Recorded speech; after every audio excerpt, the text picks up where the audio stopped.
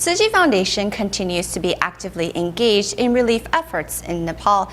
In our next report, we meet some of the volunteers who have been playing a central role in Tzu Chi's post-disaster relief operations. Container trucks transporting Tzu Chi's multi-purpose folding beds have arrived in Nepal. To offload the more than 1,000 folding beds, volunteers have to ensure they have the manpower to carry out the job. This multi-purpose folding bed I am carrying weighs 15 kilograms and is extremely difficult to lift. Can you imagine how strenuous it is to unload more than 1,000 of these folding beds? Not only is it hot and stuffy inside the container, there is dust everywhere. Thankfully, under the leadership of Tzu Chi volunteer Liang Guishen, cash-forward participants worked swiftly and efficiently. Since arriving in Nepal on May 6th, Liang has postponed his trip home 5 times to stay behind and facilitate the logistics and transportation of Tzu Chi's relief supplies. The biggest challenge was coordinating with the local customs office. Each time it was a different officer in charge, and he will tell us that we cannot fill out our forms like this, and we will have to get another form and fill it out again. There were many forms that we had to fill out again. There was a team that had to run to the customs office 3 times before they released the relief items to us. To ensure Tzu Chi's relief materials are successfully cleared through customs, proper documentation and paperwork is needed. Not only is it a complicated process, it is time-consuming as well.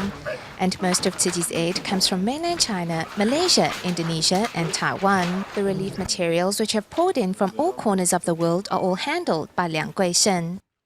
If we need to get customs clearance of our goods, we turn to Guishen for help. If we need to move items in and out of the warehouse, we turn to him as well. The only thing we don't need his help is with food preparation. So you can imagine, everything we do here, we rely on him for help. Although this is the first time Liang has been assigned with such an important mission, he never once complained about the tasks assigned to him, as his heart is set on helping the Nepalese recover from the quake.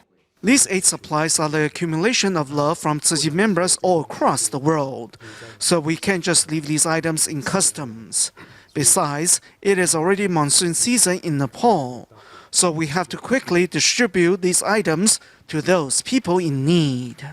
To get Tzu Chi's relief items in the country, volunteers have had to deal with all kinds of curveballs. However, thanks to Liang Guishen, these aid supplies will now find their way safely into the hands of the Nepalese.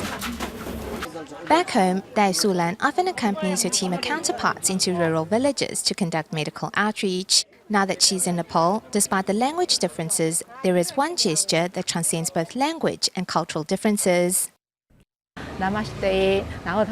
When you greet them, they immediately respond with a smile. I feel that although we don't speak the same language, if you know 1 or 2 simple phrases and approach them with a smile, it really bonds people together. Dealing with Nepalese residents on a day-to-day basis, volunteers Chen Hongyan and Huang Baoyan have found that a warm smile is the best way to bridge differences. With years of experience in conducting free clinics, the pair now works together to serve the people of Nepal. I want to seize every moment to contribute. Whenever the opportunity arises, I always feel that I need to take part and do whatever is within our means to help disaster victims. If you give them a hug and a smile, for us, it's spiritually rewarding. Through serving others, volunteers have also learned a valuable lesson. We are too accustomed to material luxuries. When we go back home, we will live more frugally and learn to be grateful with what we already have.